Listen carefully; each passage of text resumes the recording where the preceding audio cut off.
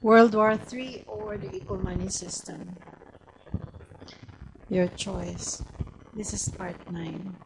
We are at the equal money system website, www.equalmoney.org. There are videos here, articles, blogs. This is the forum. You can participate in the forum and you can buy the book. Or you can support and donate for the establishment of the equal money system. But first, let's look at the problem. Now, the only country that we are not involved in right now, yet, I'll put the check marks on them, there aren't too many, okay? We have Saudi Arabia, which is still good, and we still have Iran, which we haven't gone to war yet with. But those are the only two countries right now. Unbelievable, guys. What I just showed you. We are looking at World War III.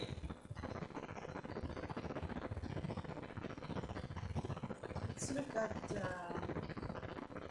this video, the amazing speech by war veteran. Soldier. And I tried hard to be proud of my service, but all I could feel was shame. And racism could no longer mask the reality of the occupation. These were people, these were human beings. I've since been plagued by guilt anytime I see an elderly man, like the one who couldn't walk, who we rolled onto a stretcher and told the Iraqi police to take him away. I feel guilt anytime I see a mother with her children, like the one who cried hysterically and screamed that we are worse than Saddam as we forced her from her home.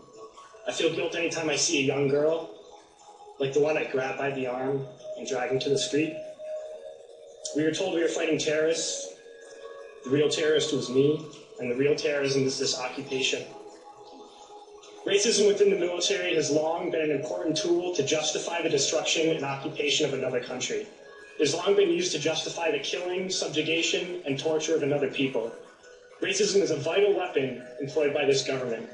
It is a more important weapon than a rifle, a tank, a bomber, or a battleship. It is more destructive than an artillery shell, or a bunker buster, or a Tomahawk missile. While those weapons are created and owned by this government, they are harmless without people willing to use them. Those who send us to war do not have to pull a trigger or lob a mortar round. They do not have to fight the war, they merely have to sell the war. They need a public who is willing to send their soldiers into harm's way. They need soldiers who are willing to kill and be killed without question. They can spend millions on a single bomb, but that bomb only becomes a weapon when the ranks in the military are willing to follow orders to use it. They can send every last soldier anywhere on earth, but there will only be a war if soldiers are willing to fight. And the ruling class, the billionaires who profit from human suffering, care only about expanding their wealth, controlling the world economy. Understand that their power lies only in their ability to convince us that war, oppression, and exploitation is in our interest. They understand that their wealth is dependent on their ability to convince the working class to die to control the market of another country. And convincing us to kill and die is based on their ability to make us think that we are somehow superior. Soldiers, sailors, Marines, airmen have nothing to gain from this occupation. The vast majority of people living in the U.S. have nothing to gain from this occupation. In fact, not only do we have nothing to gain, but we suffer more because of it. We lose limbs, endure trauma, and give our lives.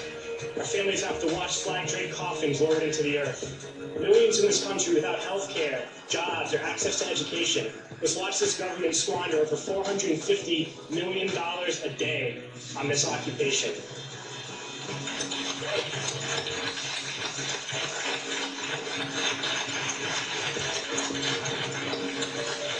Poor and working people in this country are sent to kill poor and working people in another country to make the rich richer.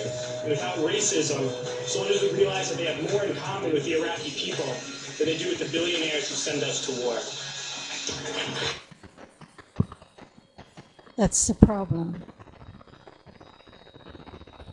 Let's look at the solution. Whatever happened to our equality?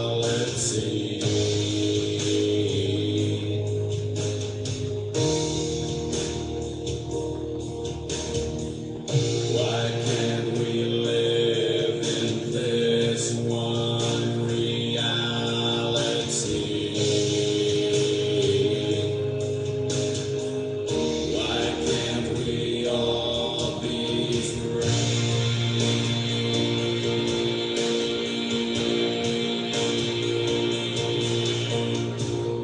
We made a mess of this reality, a place where life comes with cruelty.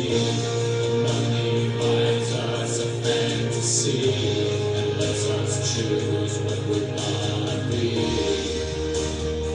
but we don't wanna see. This should be heaven for everyone. Life lived fully where all have fun, where no one has anything to hide, and life will no longer be denied. No more denied. No more denied.